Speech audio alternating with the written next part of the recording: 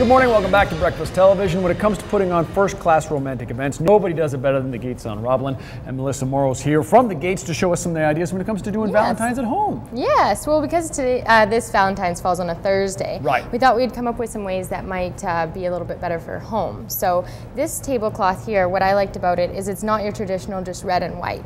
So it doesn't always have to be Valentine's Day colors, and with this we've just thrown in some pops of pink. So done some really cute Chiavari chairs here with the pink bows on the back. Very cute. And then paired it up with a nice little sort of deconstructed traditional flower arrangement, because everybody's used to getting like the roses, the baby's breath. So we just kind of deconstructed this one a little bit.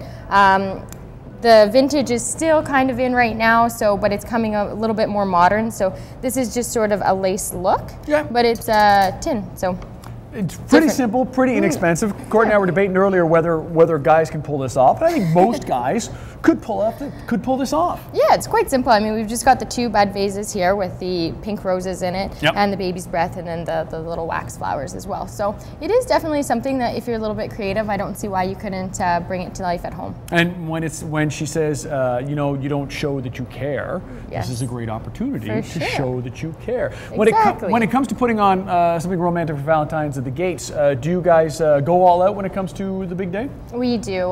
We have a really nice menu that you can order that's specifically themed to couples and Valentine's Day and stuff like that. So we definitely do think of that for you. But everything's designed to share? Yes.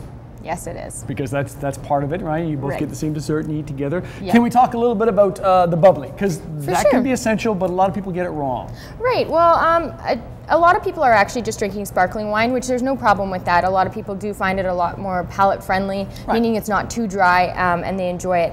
Champagne is actually going to have to come from Champagne, France, so that's going to be where your price difference is on it, and the fineness in the bubbles. So a champagne is going to have a really fine texture of bubbles. So for the connoisseur, they might notice, but for somebody else, the carbonated wine most of the time will make do. Oh, so ladies, if he's trying to pass it off and it's got very few but really big bubbles, then maybe it's just champagne or wine mixed with soap. If it's got the nice little bit of soda in it. a little bit of ginger ale inside. But if it's got the nice tight bubbles, then that's the sign that I might be drinking real champagne. Exactly. Very nice. Do we have suggestions as far as what should I be serving my loved one? Because when it comes to meals, I want to make sure like spicy stuff's out.